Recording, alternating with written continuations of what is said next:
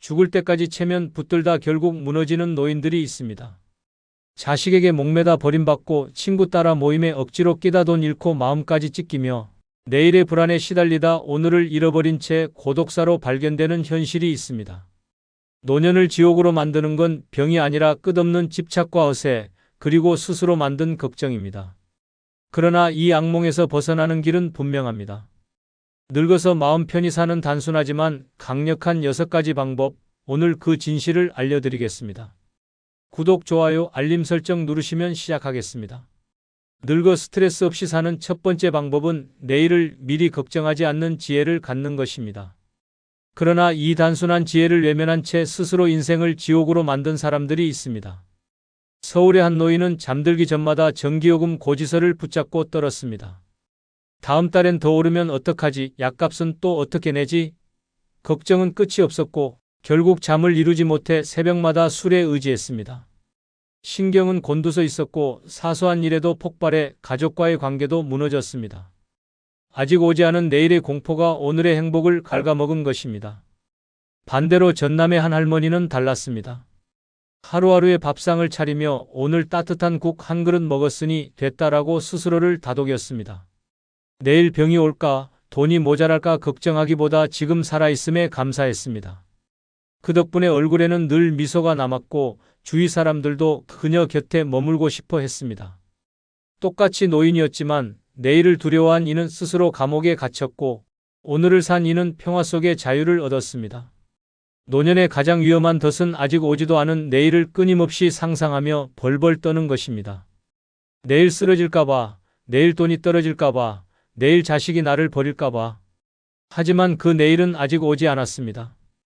그런 걱정은 내 몸과 마음을 좀먹는 독일 뿐입니다. 불면증, 우울증, 고혈압, 심장병까지 대부분의 병이 이 끝없는 걱정에서 비롯됩니다. 사람들은 흔히 병이 몸을 죽인다고 말하지만 실상은 병보다 더 먼저 사람을 망가뜨리는 것이 바로 걱정입니다. 실제로 대구의 한 할아버지는 내일 집세를 못 내면 쫓겨날지 모른다는 걱정에 시달리다 결국 뇌졸중으로 쓰러졌습니다. 아이러니하게도 그 다음 달 집주인은 집세를 올리지 않았고 쫓겨날 일도 없었습니다. 하지만 걱정은 이미 그의 몸을 파괴한 뒤였습니다. 반대로 충청도의 한 노인은 전혀 달랐습니다. 연금이 크지 않아도 매일 아침 창밖을 보며 오늘 하루를 버틸 힘이 있으면 됐다라고 말했습니다.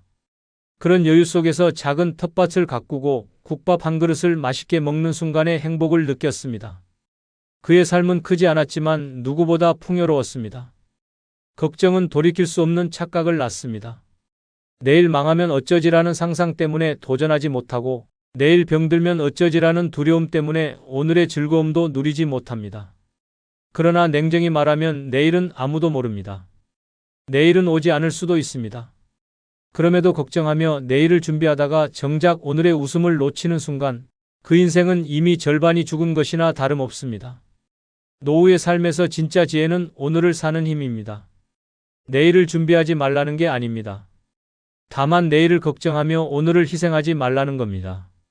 내일은 준비하면 되는 것이지 두려워할 이유가 없습니다. 전기요금 고지서, 약값, 생활비, 그것들이 두려움이 아니라 내가 아직 살아있다는 증거라고 받아들이는 순간 인생은 달라집니다. 노년의 가장 큰 재앙은 가난도 병도 아닙니다. 아직 오지 않은 내일을 끌어와 오늘을 파괴하는 어리석음입니다. 그러니 이제는 스스로에게 말해야 합니다. 내일은 내일의 태양이 뜬다. 나는 오늘을 산다. 늙어 스트레스 없이 사는 가장 확실한 방법은 내일을 미리 걱정하지 않는 지혜입니다. 그 지혜만이 남은 인생을 평화롭게 만드는 유일한 길입니다. 늙어 스트레스 없이 사는 두 번째 방법은 가급적 자식 일에 개입하지 않는 것입니다. 하지만 대부분의 부모는 이 단순한 사실을 외면합니다. 자식이 잘못된 길로 가지 않도록 혹은 더 나은 길을 걷도록 돕겠다는 착각에 빠져 끝내는 지옥 같은 상황을 맞이합니다. 서울에 사는 한 아버지는 아들의 결혼 문제에 끝까지 간섭했습니다. 배우자가 마음에 들지 않는다며 노골적으로 반대했고 집 문제까지 자신이 결정하려 했습니다. 결국 며느리와의 갈등이 폭발했고 아들은 부모와 연락을 끊었습니다. 한순간에 의절이 된 것입니다. 자식의 행복을 지켜주려 했던 손길이 칼날이 되어 돌아온 비극입니다. 반대로 대구의 한 어머니는 전혀 다른 선택을 했습니다. 자식 부부가 집을 팔든 사업을 하든 일절 묻지도 간섭하지 않았습니다. 처음엔 무심하다며 섭섭해하던 자식들도 시간이 흐르자 오히려 편안함을 느꼈고 지금은 주말마다 먼저 찾아와 밥을 같이 먹으며 웃습니다. 무심함이 독이 아니라 그리움과 존중으로 되돌아온 사례입니다. 노인의 가장 큰 착각은 내가 나서야 자식이 잘 된다는 헛된 믿음입니다. 하지만 현실은 반대입니다. 부모의 한마디 충고는 잔소리로 들리고 도움은 간섭이 되며 결국은 원망으로 변합니다. 특히 돈 문제가 얽히면 치명적입니다. 결혼 자금, 전세 자금, 손주 양육비까지 나서다 보면 어느새 내 노후 자금은 바닥납니다. 자식에게는 부모의 희생이 당연한 권리처럼 굳어지고 부모는 스스로 만든 덫에 걸려 불안과 후회의 나날을 보냅니다. 더 무서운 건 그렇게 퍼주고 간섭해도 자식이 감사하지 않는다는 사실입니다. 오히려 왜 내 인생에 끼어드냐며 차갑게 돌아섭니다. 결국 남는 건 돈 잃고 자식 잃은 허망한 노후뿐입니다. 부산의 한 아버지는 아들이 운영하던 가게가 망했을 때 단 한마디도 하지 않았습니다. 빚이 얼마냐고 묻지도 않았고 다시 시작할 수 있겠냐고 캐묻지도 않았습니다. 그저 밥상을 차려주며 밥 먹고 다시 해라 한마디만 했습니다.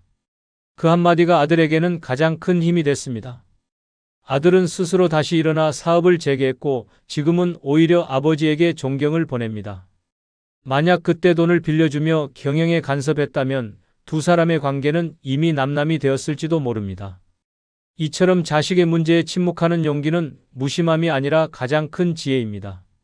노년의 가장 끔찍한 건 외로움이 아니라 자식과 틀어져 남은 세월을 후회 속에 사는 일입니다.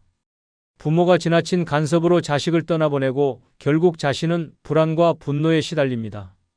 하지만 자식의 삶은 자식의 몫입니다. 실패든 성공이든 스스로 짊어져야 합니다. 부모가 대신 살아줄 수는 없습니다. 그런데도 끝까지 손을 놓지 않으려 하면 자식은 자유를 빼앗겼다 느끼고 부모는 미움의 대상이 됩니다. 그 끝은 파국입니다. 이제는 무대에서 내려와야 합니다. 당신의 인생은 아직 끝나지 않았습니다. 밥 한 끼를 먹어도 내 입에 맛있는 것을 올리고 하루를 살아도 내 기분이 편한 선택을 해야 합니다. 자식의 문제를 보며 눈을 감을 줄 아는 용기, 그 무심함이 오히려 자식에게는 존중으로 돌아옵니다. 그리고 부모에게는 평화로 돌아옵니다. 결국 늙어 스트레스 없이 사는 방법은 자식의 인생을 대신 짊어지려는 욕심을 내려놓는 것입니다. 그것이야말로 남은 생을 가장 평온하게 만드는 비밀입니다. 늙어 스트레스 없이 사는 세 번째 방법은 억지로 만남을 만들지 않는 것입니다. 그러나 어떤 이는 이 단순한 사실을 외면하다가 인생을 지옥으로 만들었습니다. 인천에 사는 한 노인은 친구와의 관계를 끊기지 않으려고 무리해서 모임에 나갔습니다. 몸이 아파도 약을 먹고 술자리에 앉았고 돈이 부족해도 회비를 내느라 연금을 까먹었습니다. 결국 남은 건 건강을 잃고 친구들에게 무시당하며 통장 잔액이 영원이 된 쓸쓸한 노후였습니다. 겉으론 친구와 어울린다며 웃었지만 속으로는 피눈물이 흘렀습니다. 반대로 대전의 한 할머니는 정반대의 길을 택했습니다. 모임에서 불필요한 눈치와 비교에 지쳐 과감히 발길을 끊었습니다. 그리고 자신이 진짜 좋아하는 독서 모임과 작은 여행 동아리만 남겼습니다. 사람 수는 줄었지만 삶은 훨씬 가벼워졌고 오히려 평온이 찾아왔습니다. 억지로 이어간 만남은 독이 되고 스스로 고른 만남은 약이 됩니다. 노인이 되는 순간 가장 위험한 착각은 사람들과 계속 만나야 외롭지 않다는 생각입니다. 하지만 억지로 만든 만남은 위선과 피로만 남깁니다. 젊었을 땐 체면 때문에 불편한 자리도 버텼지만 늙어서까지 그 짓을 반복하면 결국 무너집니다. 모임에 나가면 듣기 싫은 말이 쏟아집니다. 아직도 집 못 샀어? 내 자식은 뭐해? 연금은 얼마나 받아? 이런 질문은 대화가 아니라 칼날입니다. 웃으며 대답하지만 돌아오는 길엔 모욕감과 허무함만 남습니다. 집에 들어와 소파에 주저앉아 내가 왜 그 자리에 갔을까 자책합니다. 그 한 번의 만남이 며칠 동안 마음을 갉아먹습니다. 결국 만남이 외로움을 달래기는커녕 외로움보다 더 큰 상처를 줍니다.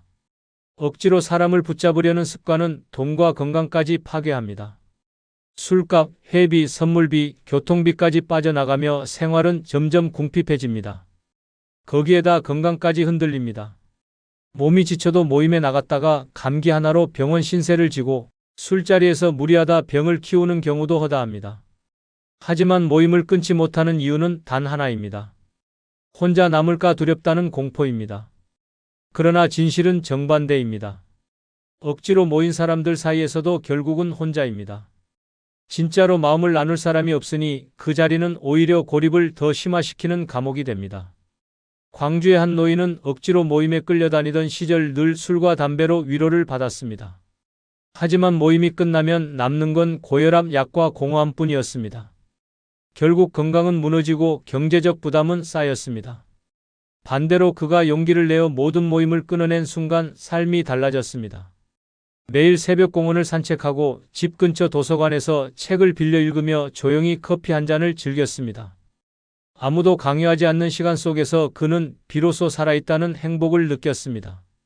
사람의 숫자가 아니라 마음의 평화가 인생을 지탱하는 힘이라는 사실을 깨달은 것입니다. 노년의 가장 큰 스트레스는 외로움이 아니라 불필요한 만남입니다. 억지로 웃고 억지로 맞장구치며 억지로 자리를 채우는 만남이야말로 영혼을 파괴합니다. 이제는 선택해야 합니다. 내 마음을 편하게 하는 만남만 남기고 피곤한 만남은 잘라내야 합니다. 연락이 끊긴 사람은 그냥 끊어두십시오. 억지로 이어붙이지 않아도 됩니다. 당신의 시간은 남은 게 아니라 줄어드는 중입니다. 그 소중한 시간을 피곤한 만남에 낭비할 이유가 없습니다. 늙어 스트레스 없이 사는 가장 확실한 방법은 억지로 만남을 만들지 않는 것입니다. 혼자가 두려운 게 아니라 잘못된 만남이야말로 진짜 두려운 적이라는 사실을 잊지 마십시오. 늙어 스트레스 없이 사는 네 번째 방법은 남에게 돈 빌려주지 않는 단호함을 갖는 것입니다. 그런데 이 단순한 원칙을 지키지 못한 노인들의 인생은 순식간에 파멸로 향했습니다.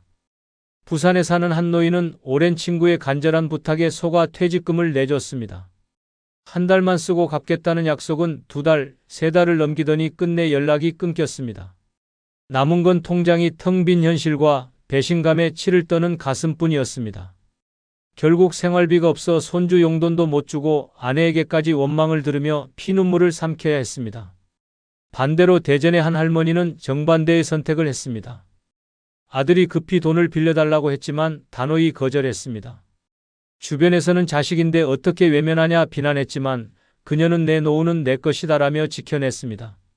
시간이 지나 아들은 스스로 문제를 해결했고 오히려 어머니의 단호함 덕분에 자신의 인생을 책임지는 법을 배웠다고 고백했습니다. 돈을 빌려준 노인은 파탄을 맞고 돈을 지킨 노인은 존엄을 지켰습니다. 노인들의 가장 큰 착각은 내가 돕지 않으면 안 된다는 헛된 의무감입니다. 하지만 노년의 돈은 남의 인생을 위한 기부금이 아닙니다. 노인의 돈은 생존줄입니다. 의료비, 약값, 생활비까지 모든 것이 돈으로 버텨야 하는 나이에 한 번의 잘못된 선택이 노년 전체를 무너뜨립니다. 가족이라도 예외가 아닙니다. 자식에게 빌려준 돈이 돌아오는 경우는 극히 드뭅니다. 빌려준 순간 도움이 아니라 당연한 권리가 되어버립니다. 감사 대신 요구가 늘어나고 결국 부모는 지갑만 열다 남는 게 없는 노후를 맞습니다. 가장 충격적인 건 돈을 못 빌려줬다고 욕을 먹는 게 아니라 빌려줬는데도 원망을 듣는 경우가 많다는 점입니다. 인간의 욕심은 끝이 없기 때문입니다. 서울의 한 할아버지는 평생 모은 퇴직금을 사위의 사업 자금으로 내줬습니다. 처음엔 감사하다고 고개를 숙이던 사위가 사업이 실패하자 돌연 태도를 바꿨습니다. 장인이 투자한 거 아니었습니까? 라며 책임을 떠넘겼습니다. 돈도 잃고 가족관계도 산산조각난 그는 결국 혼자가 되었습니다. 반대로 광주의 한 노인은 친구의 빚 보증을 부탁받았지만 딱 잘라 거절했습니다. 친구는 섭섭하다며 떠났지만 시간이 지나 그의 선택이 옳았음이 드러났습니다. 보증을 서준 다른 지인들은 모두 집을 잃고 신용불량자가 되었기 때문입니다. 그는 그때 말했다고 합니다. 인간관계는 다시 만들 수 있어도 노후 자금은 다시 못 만든다. 억지로 빌려준 돈은 돌려받지 못합니다.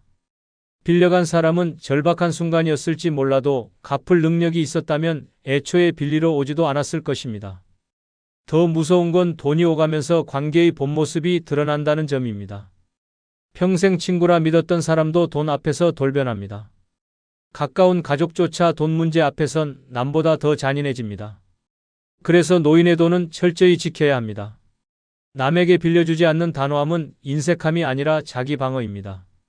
노년의 가장 비참한 순간은 돈이 없어서 아픈 몸을 치료하지 못하고 돈이 없어서 하루 세 끼를 걱정해야 하는 상황입니다.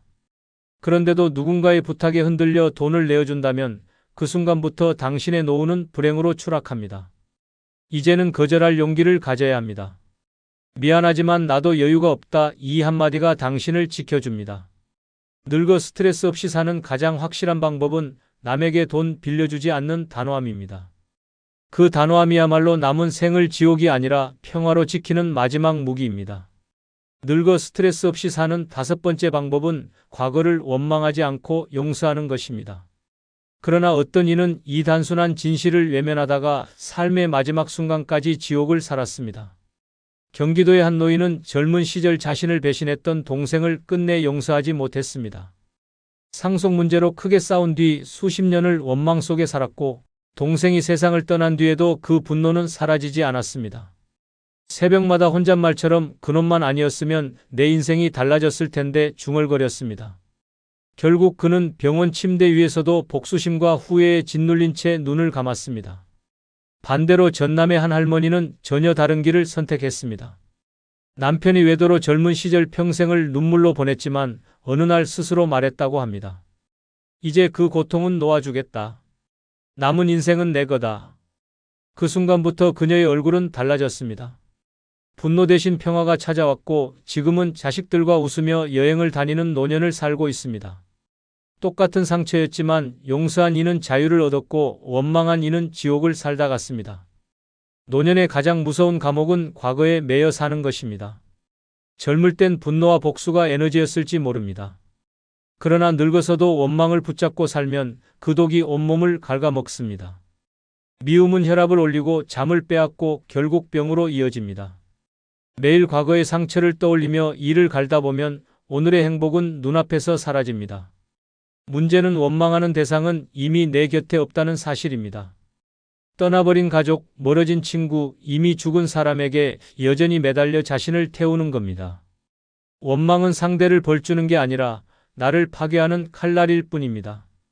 실제로 서울의 한 할아버지는 젊은 시절 사업 파트너에게 사기당한 일을 평생 잊지 못했습니다. 매일 술에 의지하며 그놈만 생각하면 분해서 잠이 안 온다고 중얼거렸습니다. 결국 간경화로 쓰러졌고 남은 세월은 병상에서 원망을 곱씹으며 보냈습니다. 누구를 벌하지도 못한 채 자기만 무너져 내린 것입니다. 반대로 강릉의 한 할머니는 비슷한 경험을 했습니다. 가까운 친척에게 집을 빼앗기듯 넘어가며 평생 모은 재산을 잃었지만 눈물로 몇 달을 보내고 나서 결심했습니다. 이제 그 집은 잊자. 잃은 건 돈이지만 남은 건 내 삶이다. 그녀는 작게 월세방을 얻어 화분을 가꾸며 살기 시작했습니다. 놀랍게도 주변 사람들은 그녀의 미소에서 오히려 존엄을 느꼈고 자식들은 오히려 그 굳센 모습에 더 많이 찾아왔습니다. 원망은 사람을 고립시킵니다. 누군가에게 받은 상처를 붙들고 사는 순간 모든 대화는 그 이야기로 귀결됩니다. 주변 사람들은 피곤해져 하나둘 떠나고 결국 혼자가 됩니다. 남은 건 자신을 갉아먹는 독한 기억뿐입니다. 그러나 용서는 관계를 회복시키지 않더라도 내 마음을 해방시킵니다. 용서한다고 해서 상대가 잘한 일이 되는 게 아닙니다. 단지 내가 그 상처에서 벗어나 자유로워지는 것입니다. 노년에 필요한 건 더 이상 싸움이 아닙니다. 마음의 짐을 덜어내는 일입니다. 원망을 품은 채 천장을 바라보며 한숨 쉬는 밤은 이제 끝내야 합니다. 과거를 놓아야 오늘이 열립니다. 미워하던 사람을 떠올릴 때 더 이상 가슴이 뛰지 않는 순간이 찾아와야 비로소 노년의 평화가 시작됩니다. 늙어 스트레스 없이 사는 가장 확실한 방법은 과거를 원망하지 않고 용서하는 것입니다. 그 용서가 바로 자신을 살리는 마지막 선물입니다. 늙어 스트레스 없이 사는 여섯 번째 방법은 거칠애를 버리고 속 편히 사는 것입니다. 그런데 이 단순한 진실을 거부한 채 체면과 어세에 매달리다 인생을 망친 노인들이 있습니다. 서울의 한 노인은 동창 모임에서 초라해 보이기 싫다며 퇴직 후에도 비싼 양복을 맞추고 외제차를 렌트해 타고 나갔습니다. 겉으로는 당당했지만 실제로는 생활비가 없어 라면으로 끼니를 때우며 살았습니다. 결국 빚 독촉 전화가 하루에도 수십 번씩 울려댔고 친구들에게조차 손가락질을 당했습니다. 반대로 전북의 한 할머니는 과감히 체면을 버렸습니다. 명절에 자식들에게 값비싼 선물 대신 집에서 만든 김치를 내주고 남 앞에서 화려하게 보이려는 욕심을 버렸습니다. 처음엔 주변에서 초라하다 수군댔지만 시간이 지나자 오히려 사람들은 그녀를 편안하게 느끼고 자주 찾아왔습니다. 거칠애를 붙든 이는 결국 외롭고 파탄났고 거칠애를 버린 이는 마음의 자유와 평화를 얻은 것입니다. 노년의 가장 무서운 착각은 여전히 남의 시선을 의식해야 한다는 허세입니다. 하지만 거칠애는 독입니다. 값비싼 옷, 번듯한 집, 화려한 모임에 억지로 끼어드는 행동은 순간의 자존심을 채워줄지 몰라도 결국 가슴속 평화를 집어삼킵니다. 남보다 잘나 보이려는 마음이야말로 노년을 갉아먹는 독버섯입니다. 보여주기 위해 돈을 쓰면 통장은 바닥나고 체면 때문에 억지로 웃다 보면 속은 썩어갑니다. 결국 밤에 혼자 있을 때 찾아오는 건 허무와 자책뿐입니다. 부산의 한 할아버지는 자식들이 찾아올 때마다 억지로 상을 차렸습니다. 빚을 내서라도 한우와 전복을 올리며 아버지 체면 구기면 안 된다는 생각에 사로잡혔습니다. 그러나 자식들은 고마워하지 않았습니다.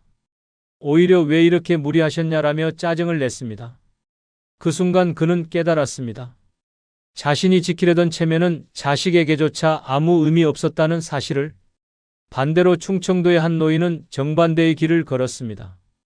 자식들이 찾아와도 소박하게 밥상에 된장찌개 하나 올려놓으며 웃었습니다. 이게 우리 집 밥이다라며 당당히 말했을 때 오히려 자식들은 진심을 느꼈습니다. 허세를 버린 밥상이 오히려 가족의 사랑을 더 끌어낸 것입니다. 남이 나를 어떻게 평가할까 눈치를 보는 순간 나는 내 삶의 주인이 아니라 세상의 노예가 됩니다. 노후의 가장 비참한 삶은 남들 앞에 화려한 가면을 쓰고 집에 돌아와 그 가면을 벗은 뒤 텅 빈 현실과 마주하는 삶입니다. 다 부질없다. 평생 쌓아온 재산도 자식에게 쏟아부은 정성도 남들이 부러워하던 인간관계도 어느 순간 모래성처럼 무너집니다. 남편은 병상에서 손을 놓고 떠나고 자식은 효도 대신 계산기를 두드리며 부담을 따집니다. 친구라 부르던 이들은 뒷담화로 등을 찌르고 형제는 유산 때문에 칼끝 같은 말로 상처를 남깁니다. 결국 마지막에 지켜줄 사람은 누구도 아닌 나 자신뿐입니다. 그렇다면 늙어 진짜 행복은 혼자 살아도 당당히 웃을 수 있는 준비 단 6가지에서 시작됩니다. 이 6가지 꼭 준비하고 행복한 노년을 보내시기 바랍니다. 구독, 좋아요, 알림 설정 누르시면 시작하겠습니다. 다 부질없다. 늙어 행복하게 살기 위해 첫 번째 준비해야 할 것은 돈의 크기가 아니라 돈의 흐름을 지배하는 것입니다. 노년의 불행은 가진 돈이 적어서 오는 게 아닙니다. 아무리 많은 돈을 쥐고 있어도 흐름을 지키지 못하면 하루아침에 거지가 되고 돈이 적어도 흐름을 확실히 잡으면 평생을 당당히 삽니다. 결국 노후의 돈은 모아두는 게 아니라 어떻게 흘려보내고 어떻게 막느냐가 핵심입니다. 서울 강동에 사는 79세 한상구 씨는 평생 모은 돈이 10억 가까이 있었습니다. 그는 나는 자식에게 짐 안 되고 평생 부족함 없이 살겠다는 자신감으로 은퇴했습니다. 하지만 문제는 돈의 흐름을 몰랐다는 데 있었습니다. 친구가 안정적인 임대사업이라며 권한 상가 투자에 전 재산의 절반을 넣었고 또 다른 지인의 권유로 해외 펀드에 돈을 쏟아부었습니다. 처음엔 수익이 나는 듯 했지만 불황이 오자 상가는 텅 비었고 펀드는 폭락했습니다. 결국 한상구 씨는 몇 년 만에 노후 자금을 잃었습니다. 생활비를 감당하지 못해 자식 집에 얹혀 살게 되었고 며느리 눈치를 보며 하루를 버텨야 했습니다. 돈은 충분했는데 흐름을 몰라 다 잃었다는 그의 눈물 섞인 고백은 우리 모두에게 경고가 됩니다. 돈의 크기는 안전망이 되지 못합니다. 흐름을 지배하지 못하면 결국 모래알처럼 손가락 사이로 빠져나가는 게 돈입니다. 반대로 충북 청주에 사는 74세 정은희 씨는 가진 돈은 크지 않았습니다. 남편 사망 후 유산으로 받은 건 작은 아파트와 2억 남짓한 예금이 전부였습니다. 하지만 그녀는 흐름을 확실히 지켰습니다. 생활비를 매달 150만 원 이하로 고정했고 의료비와 비상금을 별도 통장에 분리해 관리했습니다. 자식이 엄마 사업에 보태주세요라고 부탁했을 때도 단호히 거절했습니다. 대신 그 돈은 안정적인 채권과 예금에 나눠 넣어 매달 일정한 이자를 받았습니다. 덕분에 그녀는 남의 눈치 보지 않고 당당히 살았습니다. 여행도 다니고 친구들과 외식도 하면서도 단 한 번도 돈 때문에 자존심이 꺾인 적이 없었습니다. 자식들도 시간이 지나자 엄마가 정말 현명하다며 존경하게 되었습니다. 그녀는 웃으며 말했습니다. 나는 돈을 많이 가진 게 아니라 흐름을 내가 지배했을 뿐이다. 그래서 내 노년은 자유롭다. 이 두 사례의 차이는 분명합니다. 돈을 많이 가진 사람도 흐름을 놓치면 하루아침에 나락으로 떨어지고 돈이 적어도 흐름을 지킨 사람은 평생을 당당하게 삽니다. 노년의 진짜 적은 빈 지갑이 아니라 잘못된 돈의 방향입니다. 친구의 권유, 자식의 부탁, 순간의 욕심에 따라 흐름을 빼앗기면 결국 내 인생도 빼앗깁니다. 다 부질없다. 노년의 7번째 준비는 돈의 크기를 불리는 것이 아니라 흐름을 정확히 지배하는 것입니다. 매달 들어오는 돈과 나가는 돈을 단순하게 정리하고 자식에게 휘둘리지 않고 욕심에 흔들리지 않아야 합니다. 그래야 돈의 노예가 아니라 돈의 주인이 되어 살 수 있습니다. 돈은 많다고 행복을 보장하지 않습니다. 흐름을 내가 잡을 때만 돈이 나를 살리고 내 노년을 자유롭게 만듭니다. 다 부질없다. 늙어 행복하게 살기 위해 두 번째 준비해야 할 것은 돈에 얽매이지 않는 단순한 생활비 구조를 만드는 것입니다. 나이 들어 가장 비참한 순간은 가진 돈이 적어서가 아니라 매달 나가는 고정비에 발목이 잡혀 꼼짝 못할 때 찾아옵니다. 매달 나가는 관리비, 보험료, 대출 이자, 자식에게 주는 돈까지 합치면 남는 게 없습니다. 결국 내 입에 들어가는 밥값조차 아까워지고 병원에 갈까 말까 고민하다 몸이 무너집니다. 그래서 노년의 진짜 행복은 많은 돈에서 오는 게 아니라 단순하게 계산된 생활비 구조에서 시작됩니다. 서울 강북에 사는 74세 김정순 씨의 이야기는 충격적입니다. 그는 평생 전략하며 살아왔습니다. 노후에 자식에게 손 벌리지 않으려면 무조건 아껴야 한다는 생각으로 국밥 한 그릇도 사치처럼 여겼습니다. 하루 3끼를 3,000원짜리 국밥으로 때우며 약값도 아까워 진통제를 끊었습니다. 조금 아프면 참으면 되지 하며 버티다 결국 거실에서 쓰러졌습니다. 응급실로 실려갔지만 이미 상태는 악화된 뒤였습니다. 병원비는 순식간에 수백만 원이 쌓였고 그녀가 평생 모아둔 돈은 단 몇 달 만에 바닥이 났습니다. 자식들은 병실에 모여 울며 말했습니다. 엄마, 왜 그렇게까지 사셨어요? 조금만 드시고 치료받으시지. 그러나 이미 몸은 망가져 있었고 회복은 불가능했습니다. 결국 평생 아끼며 모은 돈은 다 병원비로 빠져나갔고 그녀에게 남은 건 고통과 후회뿐이었습니다. 마지막 순간 그녀는 차라리 돈을 쓰며 제대로 먹고 살 걸 하며 눈물로 후회했습니다. 이처럼 아껴도 결국 흘러나가는 돈 앞에서 무너지는 것이 노년의 현실입니다. 반대로 대구에 사는 72세 박영호 씨는 전혀 다른 길을 택했습니다. 그는 젊었을 때부터 노년엔 단순해야 산다라는 신념을 지켰습니다. 50대에 들어서자마자 빚을 모두 갚았고 대출과 카드빚을 노후에 들이지 않겠다고 결심했습니다. 그래서 노년에 들어서 그의 생활비는 3가지뿐입니다. 먹는 돈, 병원비, 그리고 자기 즐거움을 위한 돈. 자식에게 주는 용도는 생활비에서 아예 지워버렸습니다. 그 덕분에 그는 매달 쓰는 돈이 단순해졌습니다. 가계부를 열어봐도 머리 아플 일이 없습니다. 한 달에 얼마를 쓰는지 명확하게 보이니 마음이 가볍습니다. 그 돈으로는 소고기 사 먹을 때도 있고 가끔은 지방 여행도 다녀옵니다. 자식들은 처음에 아버지 너무 이기적 아니냐고 했지만 시간이 지나자 오히려 부러워했습니다. 아버지처럼 사는 게 진짜 멋있다라며 존경하게 된 것입니다. 박영호 씨는 말합니다. 내가 즐겁게 사는 게 결국 자식에게 짐 안 되는 길이다. 실제로 그는 큰 병 없이 건강하게 살고 있고 자식도 부담이 없어 행복합니다. 이 두 사례는 우리에게 분명한 메시지를 줍니다. 죽기 직전 후회하며 돈을 쓰지 못한 인생이냐, 당당하게 나를 위해 쓰며 사는 인생이냐.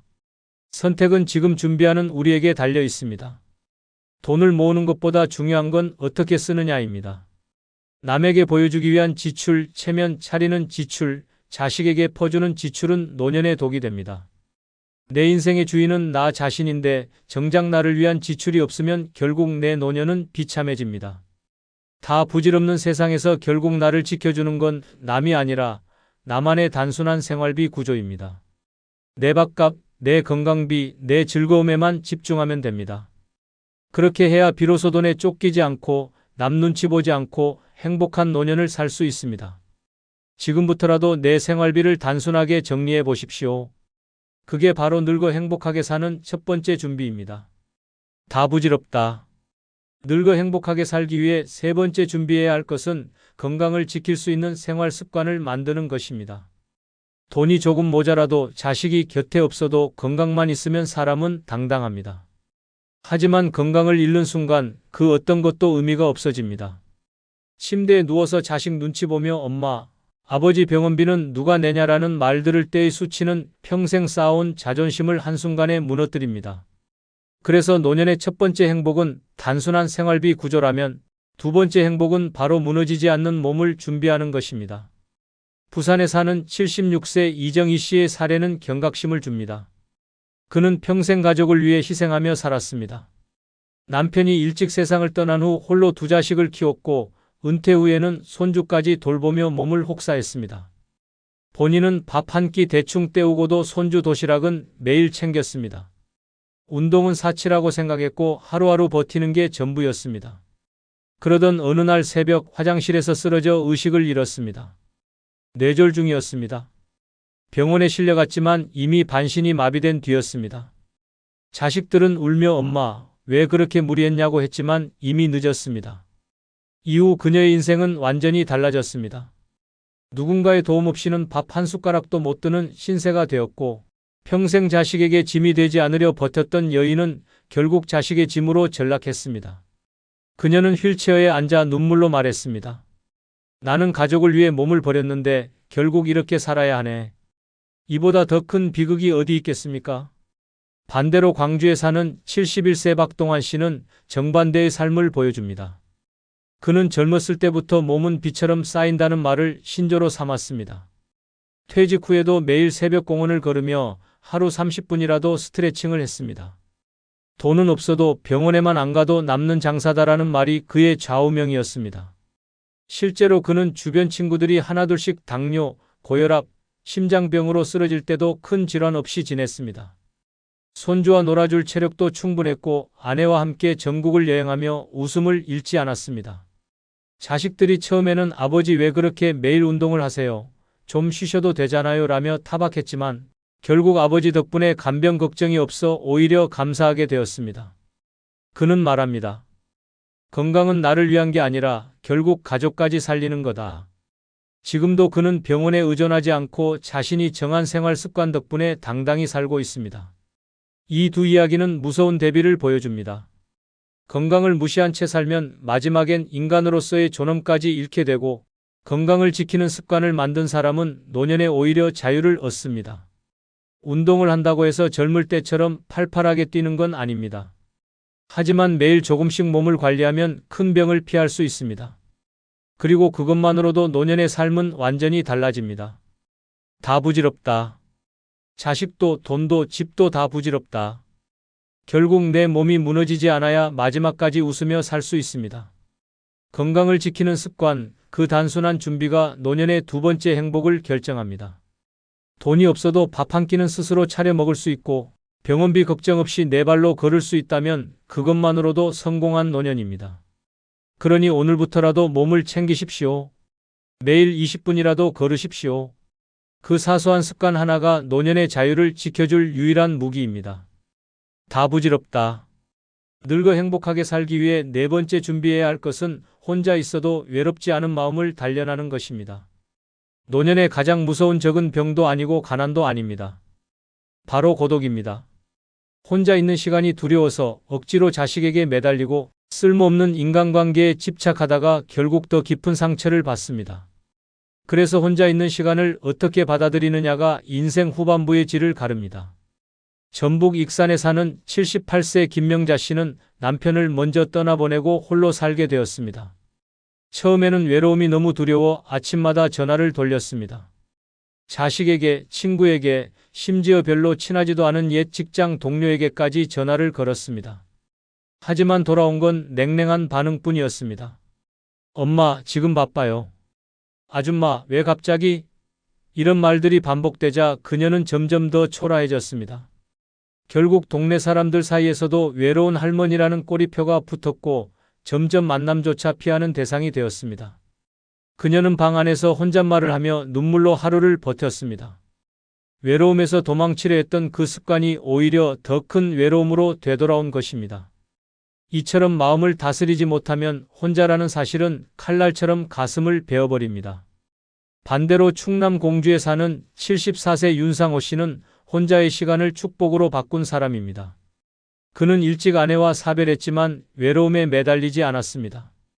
오히려 혼자 있는 시간을 자기만의 즐거움으로 채웠습니다.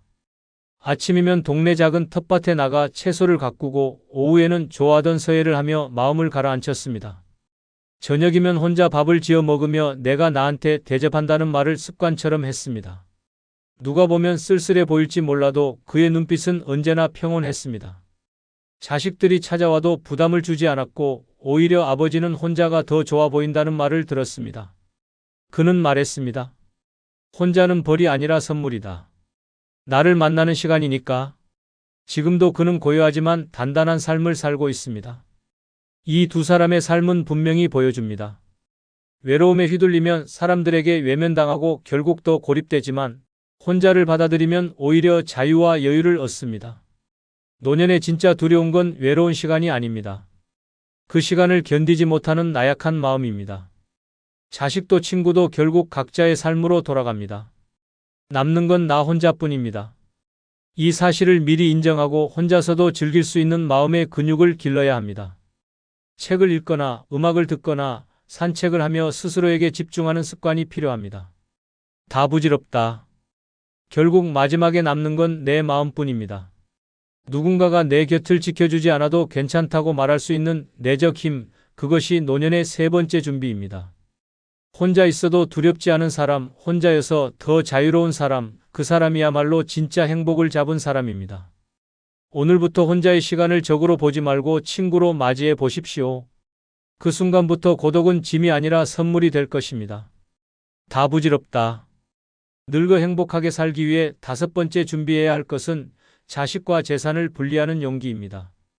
노년의 가장 큰 불행은 돈이 없어서가 아니라 가진 돈을 자식에게 잘못 건네면서 시작됩니다. 내가 살아있을 때라도 도와줘야지라는 착각이 결국 부모를 거지로 만들고 자식과의 관계마저 무너뜨립니다. 부모가 자식을 돕겠다고 내미는 그 돈은 고마움으로 돌아오는 게 아니라 당연한 권리로 굳어지기 마련입니다. 그래서 돈과 자식 문제는 반드시 선을 그어야 합니다. 경기도 수원에 사는 79세 이순자 씨는 평생 알뜰히 모은 아파트 한 채를 자식에게 미리 증여했습니다. 내가 살아있을 때 주는 게 더 현명하다는 주변 말에 흔들렸기 때문입니다. 처음엔 아들이 엄마 정말 감사합니다라며 눈물까지 흘렸습니다. 하지만 몇 달 지나지 않아 상황은 달라졌습니다. 아들은 집을 담보로 대출을 받아 사업을 시작했고 결국 실패했습니다. 은행에서 빚 독촉이 들어오자 그는 차갑게 말했습니다. 엄마, 어쩔 수 없어요. 집은 이미 제 거니까. 그 순간 이순자 씨는 피가 거꾸로 솟는 심정을 느꼈습니다. 평생 자식을 믿고 내준 집 한 채가 하루아침에 사라졌고 자신은 전세방으로 밀려나야 했습니다. 자식은 도리어 엄마가 좀 더 지원해 주셔야 빚을 막을 수 있다고 말했습니다. 그렇게 시작된 고통은 끝이 없었습니다. 자식을 살리려던 돈이 결국 어머니의 인생을 송두리째 앗아갔습니다.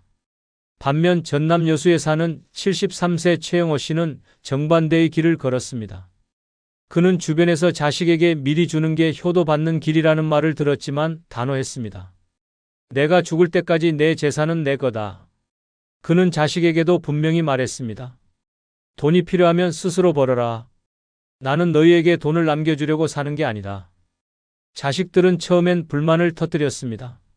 아버지는 너무 냉정하다. 하지만 시간이 지나자 자식들도 오히려 독립심을 키웠습니다. 각자 삶을 개척하며 부모에게 손을 벌리지 않았고 오히려 아버지에게 감사하게 되었습니다. 지금 최영호 씨는 자신이 원하는 대로 살고 있습니다. 매달 연금을 받아 자신이 쓰고 싶은 대로 쓰고 여행도 다니며 즐기고 있습니다. 자식들과의 관계도 오히려 더 편안해졌습니다. 그는 말했습니다. 내 돈은 내 인생의 안전망이다. 그걸 지켜야 자식에게도 떳떳하다. 이 두 사례가 주는 교훈은 단순합니다. 자식에게 재산을 미리 건네면 고마움은 잠깐, 불행은 평생입니다. 반대로 재산을 지키고 선을 긋는 부모는 자식에게 욕을 먹을지 몰라도 결국은 서로의 관계가 건강하게 유지됩니다. 노년의 가장 위험한 착각은 자식이 나를 지켜주겠지라는 기대입니다. 현실은 정반대입니다. 자식도 자기 살기에 바쁘고 부모의 재산은 쉽게 탐내는 대상이 됩니다. 그렇기에 노년의 진짜 현명한 길은 재산을 끝까지 지키며 자식을 돕지 않는 것입니다. 다 부질없다. 결국 내 재산은 내가 지켜야 내 노년도 내 자존심도 지켜집니다. 자식에게 미리 주는 순간 행복은 무너지고 원망만 남습니다. 돈을 움켜쥐라는 게 아닙니다. 다만 내 인생의 마지막 방패를 함부로 내려놓지 말라는 것입니다. 노년의 네 번째 준비는 자식과 돈을 철저히 분리하는 용기입니다. 그 용기 하나가 당신의 남은 생을 자유롭게 만들 것입니다. 다 부질없다. 늙어 행복하게 살기 위해 여섯 번째 준비해야 할 것은 관계에서 나를 소모하지 않는 거리 두기입니다. 노년의 고통은 타인 때문이 아니라 타인에게 휘둘리는 나 자신 때문에 생깁니다. 자식의 불평, 며느리의 눈초리, 친구의 뒷담화에 하루하루가 흔들린다면 결국 내 삶은 남의 소나기에 맡겨진 인생일 뿐입니다. 노년에 가장 필요한 것은 얽히고 설킨 인간관계 속에서 나를 소모하지 않는 기술, 바로 거리두기입니다. 서울 은평에 사는 77세 박정임 씨는 대표적인 반면교사입니다. 그는 혼자가 두려워 매일 자식 집을 찾아갔습니다. 반찬을 싸들고 손주를 돌보며 자식들에게 도움이 되고 싶었습니다. 하지만 돌아온 건 엄마, 제발 좀 쉬세요. 저희도 힘들어요. 라는 차가운 반응이었습니다. 친구들과도 끊임없이 만나며 외로움을 달래려 했지만 돌아오는 대화는 내 자식은 뭐 하냐, 집은 얼마에 샀냐 같은 비교와 뒷담화뿐이었습니다. 박정임 씨는 결국 어느 쪽에서도 위로를 받지 못한 채 외롭고 상처만 깊어졌습니다. 마음이 허해질수록 더 집착했고 집착할수록 더 버림받았습니다. 그녀는 결국 정신과 상담실에서 눈물을 쏟으며 말했습니다. 사람 없이는 못 살 줄 알았는데 사람이 나를 이렇게 망치네요. 반대로 대전 서구에 사는 72세 김동수 씨는 전혀 다른 길을 택했습니다. 그는 아내와 사별한 뒤 혼자가 됐지만 누구에게도 매달리지 않았습니다. 자식에게도 단호히 말했습니다. 내가 너희에게 의지하지 않을 테니 너희도 내 인생 간섭하지 마라. 친구들과도 필요한 만남만 가졌습니다. 매일 붙어 다니며 허튼 얘기를 나누는 대신 혼자 등산을 가고 그림을 그리고 동네 도서관에서 책을 읽었습니다. 그는 관계에서 거리두기를 실천하며 오히려 더 자유로워졌습니다. 자식과의 관계는 간섭이 없으니 편안했고 친구들과의 관계도 가볍고 유쾌했습니다. 사람은 가까울수록 상처를 준다. 적당히 거리를 두면 오래간다. 라는 말이 그의 철학이었습니다. 지금 그는 혼자지만 결코 외롭지 않습니다.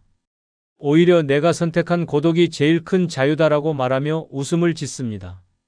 이 두 사람의 삶이 보여주는 것은 명확합니다. 사람에 집착하면 상처로 돌아오고 거리두기를 배우면 자유가 찾아옵니다. 노년의 인간관계는 젊을 때처럼 치열하지 않아야 합니다. 이제는 끊어낼 건 끊고 남길 건 남기며 무엇보다 나 자신을 중심에 두어야 합니다. 자식의 일, 친구의 문제, 형제의 부탁은 결국 다 부질없는 일입니다. 그들의 삶은 그들의 몫이고 내 삶은 내 몫입니다. 괜히 얽히다 보면 결국 내 에너지만 바닥나고 남는 건 원망뿐입니다. 다 부질없다. 노년에 진짜 필요한 건 사람에게 매달리는 게 아니라 사람과 적당히 거리를 두는 기술입니다. 이 기술만 익히면 자식에게도 친구에게도 휘둘리지 않고 오롯이 내 삶을 살 수 있습니다. 다섯 번째 준비는 바로 관계에서 나를 지키는 거리 두기입니다. 그것이야말로 외로움 없는 자유의 열쇠이며 마지막까지 내 존엄을 지켜주는 무기입니다. 형, 이제 우리 사이에 무슨 정이 남았다고 생각해? 누나, 솔직히 말해 피보다 돈이 더 무섭더라. 우리 피부치라던 말이 이렇게 잔인한 거였어. 늙어 형제 자매가 남이 되는 이유는 충격적일 만큼 잔혹합니다. 같은 피를 나눈 존재가 어느 순간 남보다 더 잔인한 칼날이 됩니다. 어릴 적 함께 뛰놀던 기억은 흔적조차 사라지고 남이라면 입도 못 댈 독서를 형제 자매는 아무렇지 않게 퍼붓습니다. 명절 자리에서 웃음 대신 냉랭한 침묵이 흐르고 병실에서는 차가운 무관심이 칼처럼 가슴을 후벼 팝니다. 부모라는 울타리가 사라진 자리에는 원망과 비교, 시기와 냉소만 남습니다. 결국 노년에 마주하는 가장 잔인한 배신자는 낯선 이가 아니라 내 핏줄이라 믿었던 형제 자매라는 사실이 충격적으로 드러납니다. 구독, 좋아요, 알림 설정 누르시면 시작하겠습니다. 아울러 멤버십도 가입해 주시면 영상 제작에 큰 힘이 됩니다. 늙어 형제 자매가 남이 되는 첫 번째 이유는 부모 떠난 뒤 남보다 차가운 사이가 되기 때문입니다. 부모가 살아있을 때는 달랐습니다. 명절이면 부모 곁에 모여 앉아 웃음꽃을 피우고 서로의 아이들을 챙기며 정을 나누던 시절이 있었습니다. 부모라는 이름 아래에서는 갈등이 있어도 덮고 넘어갔습니다. 부모 앞에서 티격태격하다가도 어머니가 밥상을 차려내면 언제 그랬냐는 듯 숟가락을 함께 들며 화해하곤 했습니다. 하지만 부모가 떠나는 순간 그 따뜻한 연결고리는 송두리째 잘려 나갑니다. 남보다 더 차갑고 낯선 관계가 되어버리는 순간은 바로 그때부터 시작됩니다. 충남 서산에 사는 이광수 씨는 아버지가 세상을 떠나자 형제들과 하루아침에 남이 되었습니다. 장례식장에서는 울며 서로 어깨를 감싸던 이들이었지만 사흘 만에 유산 이야기가 나오자 태도가 돌변했습니다. 형은 내가 아버지 병간호 다 했으니 집은 내 거다라며 목소리를 높였고, 동생은 평생 부모한테 손 벌려놓고 이제 와서 욕심부리냐라며 맞받아쳤습니다. 결국 말싸움은 주먹싸움으로 번졌고 경찰이 출동해 장례식장이 아수라장이 되었습니다. 그 뒤로 형제들은 연락조차 하지 않았습니다. 광수 씨는 담담히 말했습니다. 부모님이 돌아가시고 나니 남은 건 피보다 더 진한 원망뿐이었다. 반대로 전북 정읍에 사는 최영자 씨는 부모 살아계실 때만 해도 형제들과 두루 화목했습니다. 하지만 어머니가 돌아가신 뒤 명절 모임은 더 이상 열리지 않았습니다. 어머니가 계셨을 때는 다 같이 모여 떡국을 끓이고 손자들 재롱을 함께 보며 웃었지만 어머니가 사라지자 그 따뜻한 자리는 산산조각 났습니다. 처음엔 서로 바쁘다며 핑계를 댔고 나중에는 누가 먼저 연락을 하느냐로 체면 싸움이 시작되었습니다. 그렇게 시간이 흐르자 형제라는 이름은 의미가 사라졌고 지금은 같은 도시에 살면서도 길에서 마주쳐도 고개만 돌리는 차가운 사이가 되었습니다. 영자 씨는 울먹이며 말합니다. 어머니 살아계실 때는 형제였지만 돌아가신 뒤엔 낯선 사람 그 이상도 이하도 아니더라. 부모는 형제 자매 사이의 마지막 끈입니다. 살아계실 때는 서로 미워도 그 끈 때문에 억지로라도 웃고 싸워도 다시 붙잡을 명분이 있었습니다.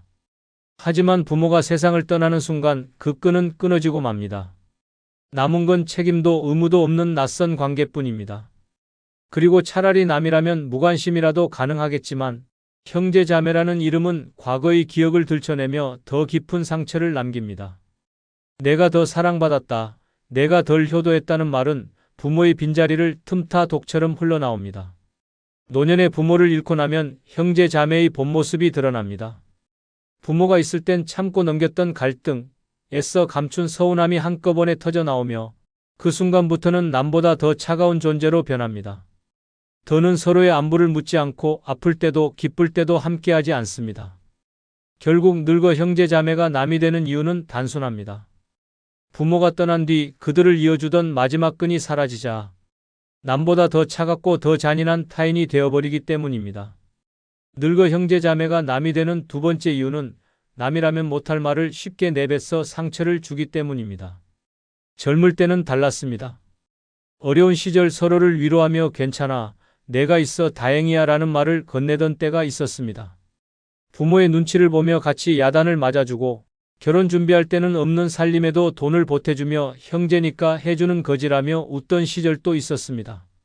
남이라면 쉽게 하지 못할 따뜻한 말, 부드러운 위로가 형제 자매 사이를 이어주던 끈이었습니다. 그러나 세월이 흐르고 마음의 여유가 사라지자 그 끈은 칼날처럼 변했습니다.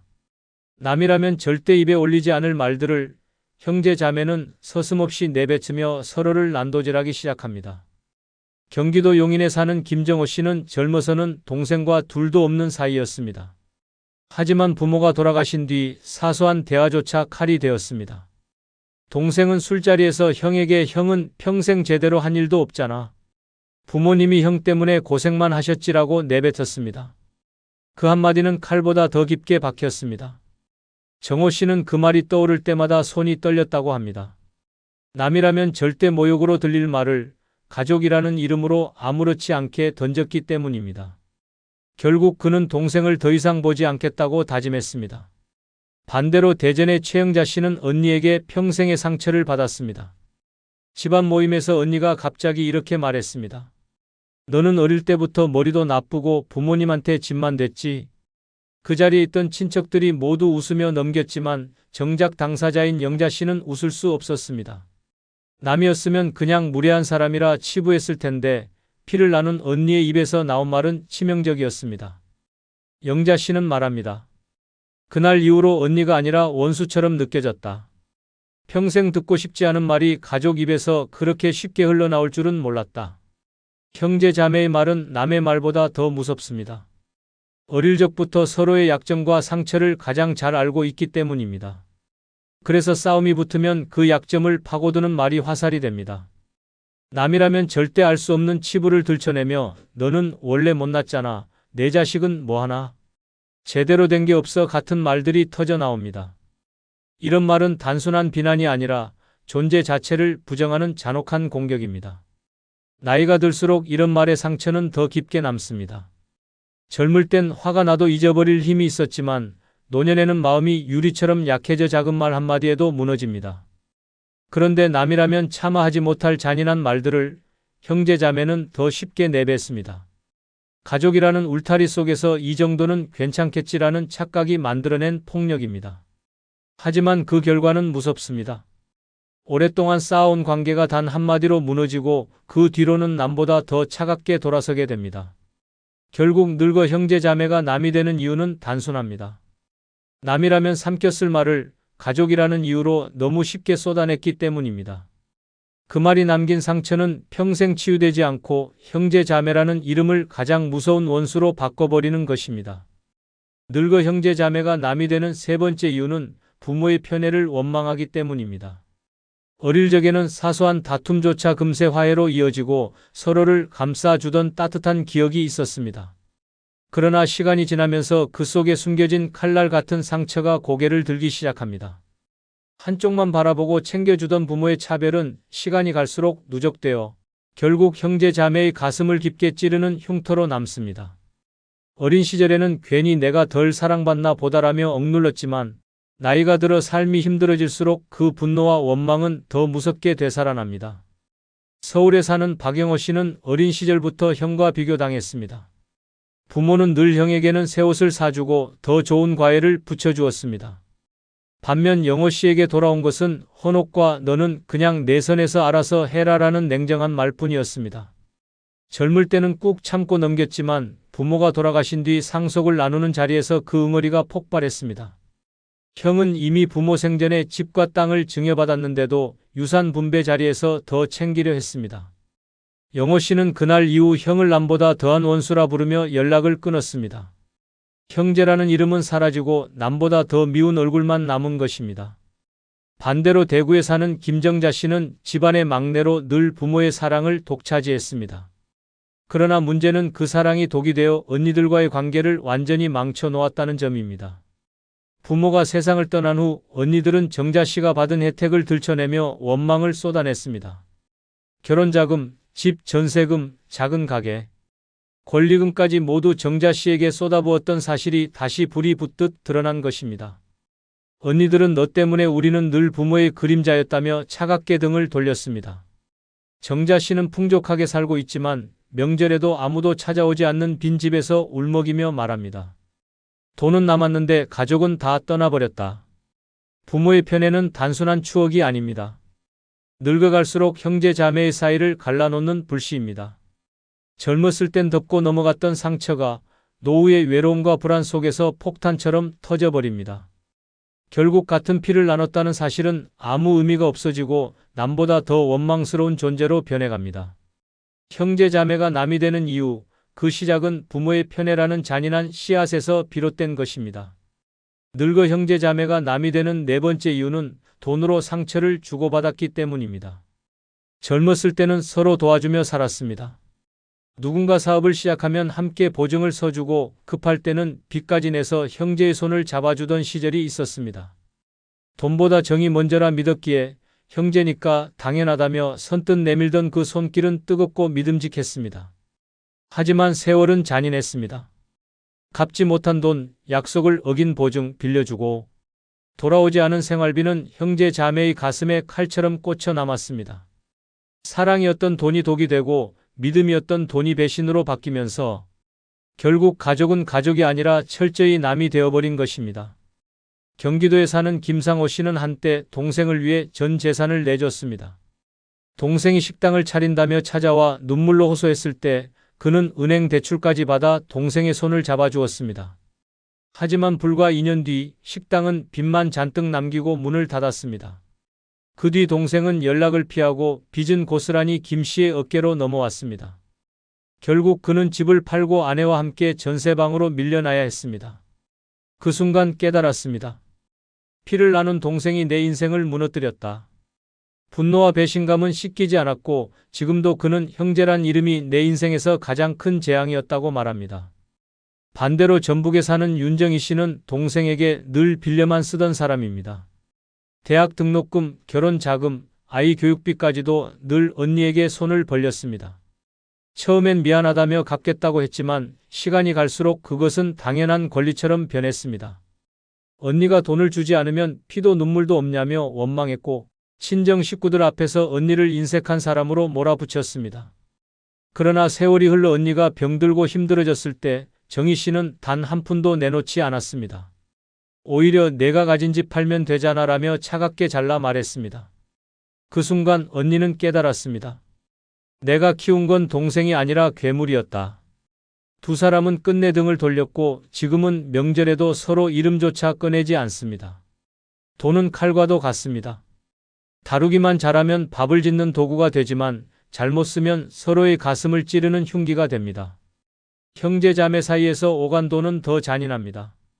남에게 빌려줬다면 법대로 해결이라도 하지만 피부치끼리는 그 법을 들이밀 수도 없고 그렇다고 그냥 삼키기에는 상처가 너무 큽니다. 결국 마음속 깊은 곳에 내가 날 망쳤다는 분노가 뿌리내리게 됩니다. 노년의 이 돈 문제는 더 크게 다가옵니다.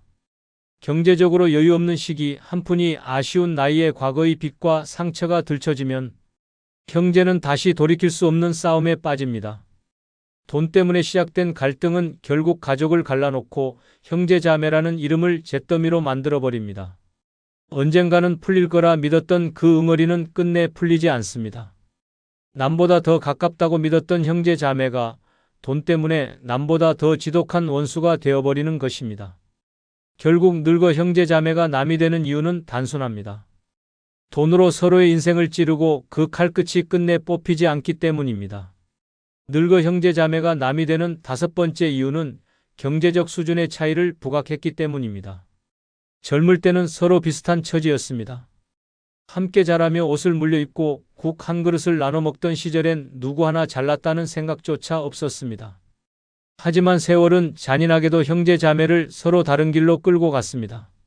누군가는 부동산으로, 주식으로 혹은 우연히 잡은 기회로 부자가 되었고 또 다른 누군가는 평생 일해도 빚만 남긴 채 노후를 맞이했습니다. 겉으로는 괜찮다, 돈이 뭐 중요하냐 말하지만 속으로는 자존심이 으깨지고 열등감이 독처럼 차올라 결국 형제자매 관계를 갈라놓는 가장 무서운 칼날이 됩니다. 부산에 사는 장성훈 씨는 한때 형제들 중 가장 가난했습니다. 어린 시절부터 머리가 좋던 둘째 동생은 의사가 되었고 막내는 대기업 간부가 되었습니다. 반면 성훈 씨는 사업 실패로 평생 노점상을 전전했습니다. 명절이면 친척들이 모두 모였지만 대화는 항상 돈 얘기였습니다.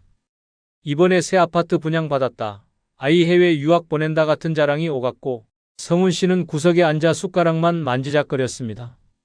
결국 술이 돌면 동생들은 형에게 은근히 비아냥거렸습니다. 형은 아직도 그 장사하세요? 힘드시겠다. 그 말 한마디에 성훈 씨는 치욕을 삼켜야 했습니다.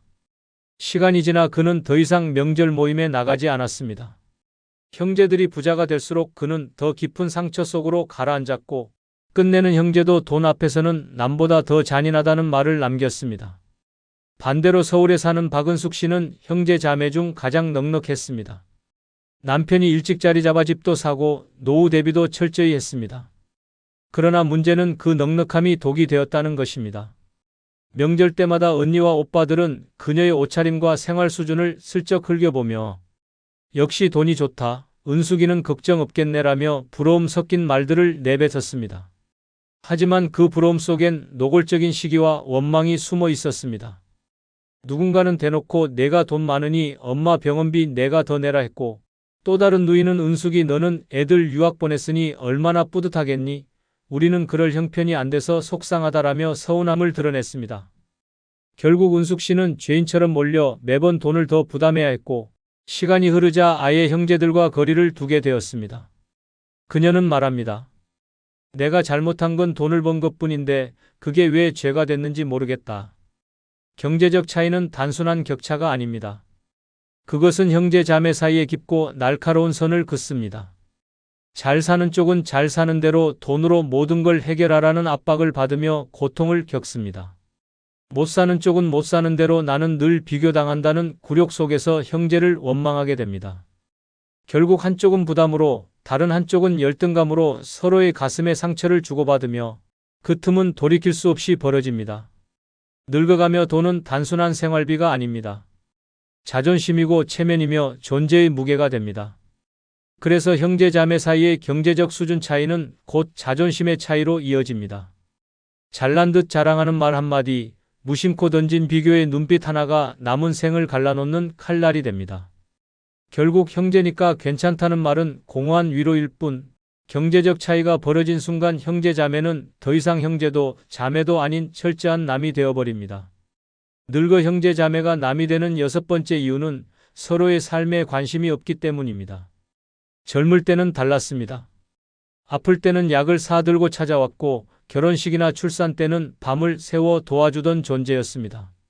부모님의 병간호를 함께하며 우리밖에 없다는 말로 서로를 의지하기도 했습니다.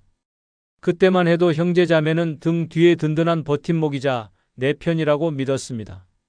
하지만 세월이 흐르고 각자 가정을 꾸리며 삶에 치이고 돈과 자식 문제에 파묻히자 형제자매는 더 이상 내 일에 귀 기울여주지 않는 존재가 되었습니다. 나의 기쁨도 슬픔도 눈물도 이제는 그들의 관심사가 아닙니다. 대전에서 사는 오세훈 씨는 암 진단을 받았을 때 형제 자매에게 전화를 걸었습니다.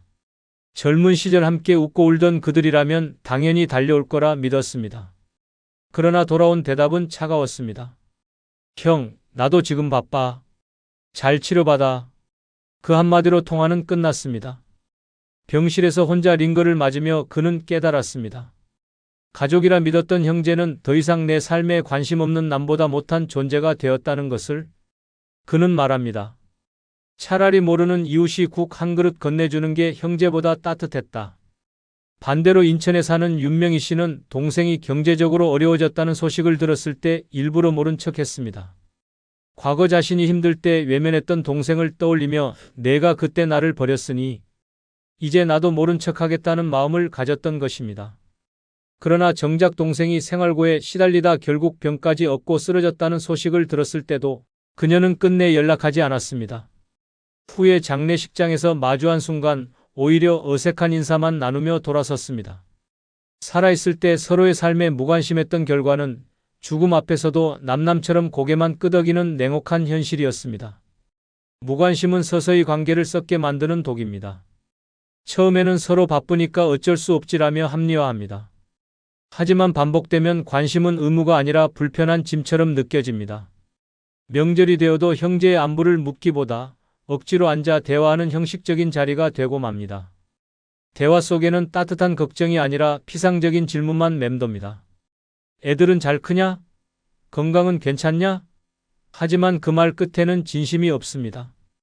대답을 기다리는 눈빛조차 없으니 결국 서로는 점점 말을 줄이고 관계는 고요한 절벽처럼 무너져 내립니다. 노년이 되면 삶은 더 외롭습니다. 하지만 아이러니하게도 형제 자매의 무관심은 그 외로움을 더 크게 만듭니다. 나의 아픔을 알고도 모른 척하고 기쁨을 나눠도 축하 한마디 건네지 않는 형제. 세상에서 가장 가까운 사람일 거라 믿었던 이들이 가장 멀고 차가운 타인이 되는 순간 가슴은 얼음처럼 식어버립니다. 늙어 형제 자매가 남이 되는 이유는 결국 서로의 삶에 무관심했기 때문입니다. 관심이란 끈을 놓아버린 순간 혈육의 정은 이미 끊어진 것이나 다름없습니다.